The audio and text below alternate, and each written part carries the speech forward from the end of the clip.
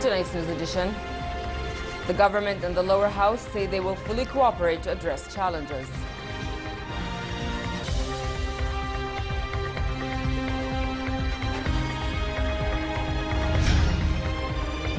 A ceasefire in Syria will take effect at midnight.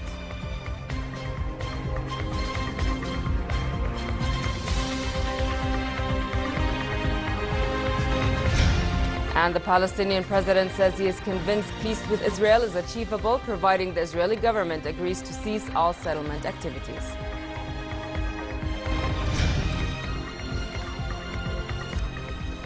Good evening and welcome to the news at 10.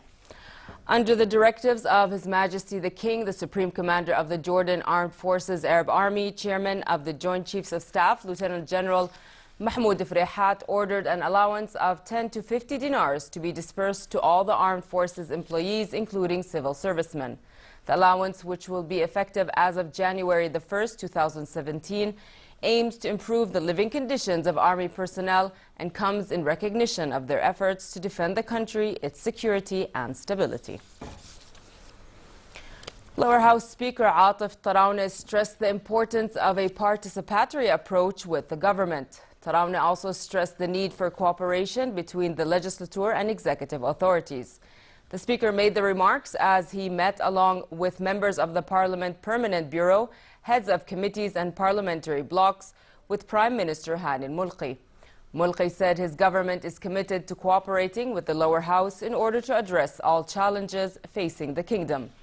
Mulqi added the cooperation between the two authorities comes in line with the provisions of the Constitution and the Royal Letter of Designation.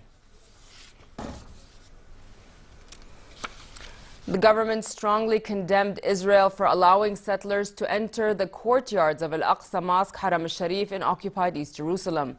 It said this violates the sanctity of the mosque and Haram and harms the feeling of Muslims worldwide. State Minister for Media Affairs Mohammed al-Momani said the Jordanian government held Israel as an occupying power responsible for any violations against the holy site. Momani also reaffirmed Jordan's stance on maintaining the status quo at Al-Aqsa Mosque Haram al-Sharif. Jordan welcomed the announcement made by Russian President Vladimir Putin on a ceasefire between Syrian opposition groups and the Syrian government starting at midnight. State Minister for Media Affairs Mohammed al-Momani voiced hope that the announcement will lead to more serious and political steps to achieve a political solution to the Syrian crisis and restore security and stability in the country. Syria said there was a real chance to reach a political settlement on the Syrian conflict after Russia announced the ceasefire deal. Syria's Foreign Minister Walid al-Muallim also said Syria would attend planned peace talks in Kazakhstan with an open mind. Turkish President Tayyip Erdogan said the window of opportunity presented by the Syrian ceasefire should not be wasted. Turkey said it and Russia would guarantee this third nationwide ceasefire. Russian President Vladimir Putin said the parties were also prepared to start peace talks after Moscow, Iran and Turkey expressed readiness to broker a deal to settle the Syrian war. He also said Russia had agreed to reduce its military deployment in Syria. There's more in this report. A ceasefire for Syria. Russian President Vladimir Putin, a key ally of the government, saying it and opposition groups have signed a truce deal that will take effect at midnight on Thursday. Turkey, which backs the Syrian rebels, has been negotiating the deal with Moscow this week and says the two countries will act as guarantors. In the meantime, the war rages on. Syrian government jets struck a rebel-held area of Damascus, killing at least 40 people on Thursday, according to the Syrian Observatory. This amateur video purports to show people running from a school in Arbil, in the eastern Ghouta area, after the airstrike. Moscow backs the Syrian army, but Putin said the Russian military would scale back its deployment.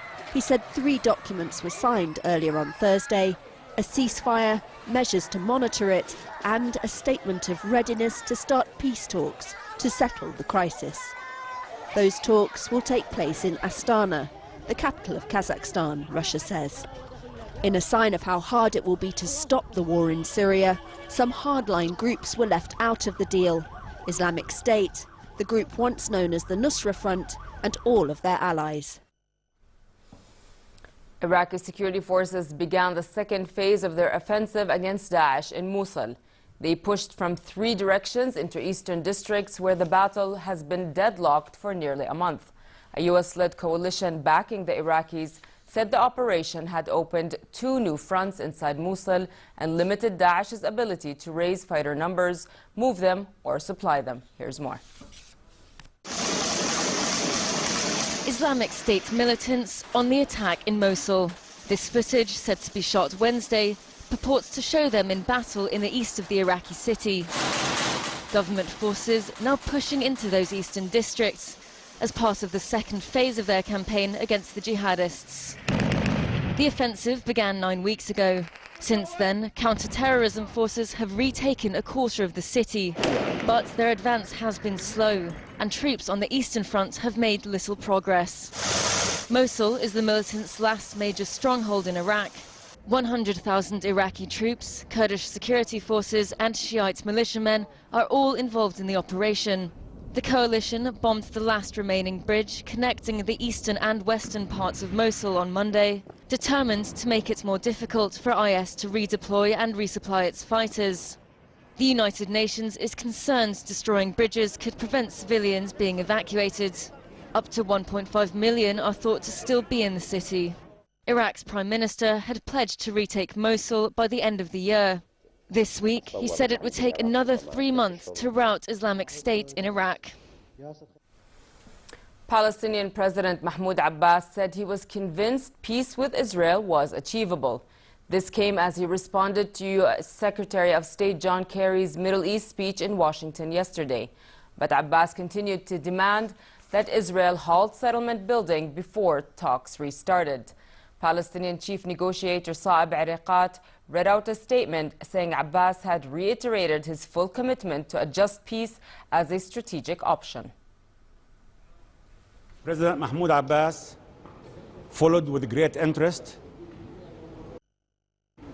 Secretary of State John Kerry's speech and reiterated his full commitment to a just peace as a strategic option, and said the minute the Israeli government agrees to cease all settlement activities, including in East Jerusalem, and agrees to implement on the basis of reciprocity agreement signed, that the Palestinian leadership stands ready to resume permanent status negotiations on the basis of international law, relevant international legality resolutions, including the recent Security Council Resolution 2334/2016. Heavy rainfall hit the cities of Mersin in Turkey, triggering flash floods that killed 2 people. Persistent rain started in the early hours of the morning and caused rivers to burst their banks. Floodwaters gushed through inner-city roads, submerging cars and inundating apartment buildings. An unidentified 30-year-old man and a young woman were killed in the floods.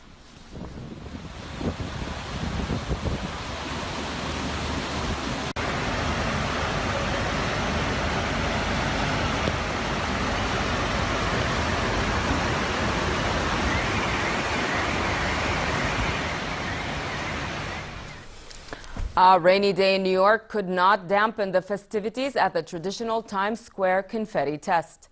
As the rain poured down, so did the confetti from the top of the Times Square Hard Rock Cafe, accompanied by a youth marching band that provided the drum roll to the start of the confetti toss.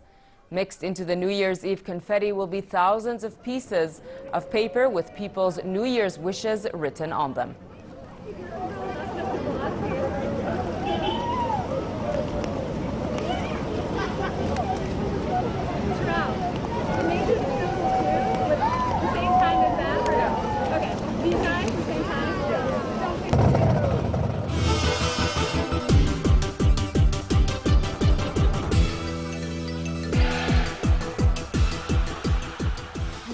Rafael Nadal comfortably beat Thomas Berdych in the opening round of the Mubadala World Tennis Championship in Abu Dhabi. The Spanish world number 9 raced to a dominating 6-love lead in the first set, giving his Czech opponent little opportunity to make any kind of resistance. Berdych put up more of a fight in the second set, but still could not break Nadal's serve, who went on to win 6-love, 6-4, as he geared up for next month's Australian Open.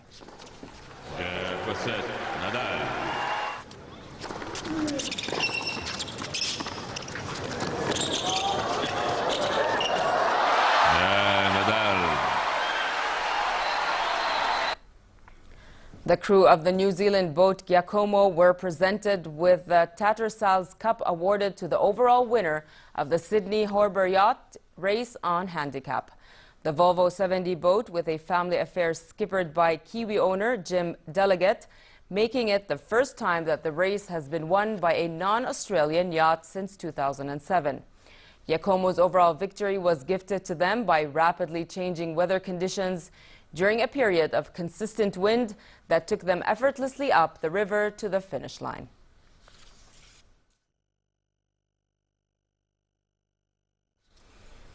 And finally, it will continue to be very cold tonight with low-altitude clouds and dusty winds.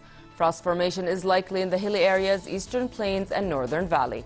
Tomorrow, cold conditions prevail in most regions, with a chance for scattered rains in the northern parts of the kingdom. Winds will be southwesterly moderate. The Gulf of Aqaba should expect a chilly night and northerly moderate winds and calm seas. Next are the lows and highs for tonight and tomorrow.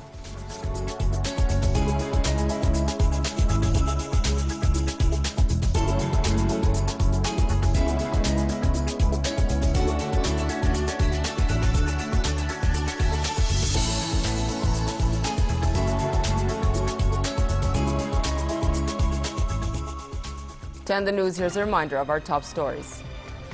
The government and the lower house say they will fully cooperate to address challenges.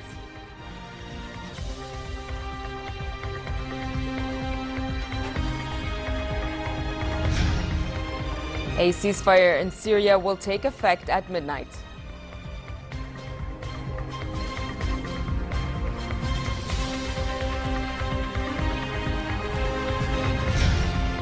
And the Palestinian president says he is convinced peace with Israel is achievable, providing that the Israeli government agrees to cease all settlement activities.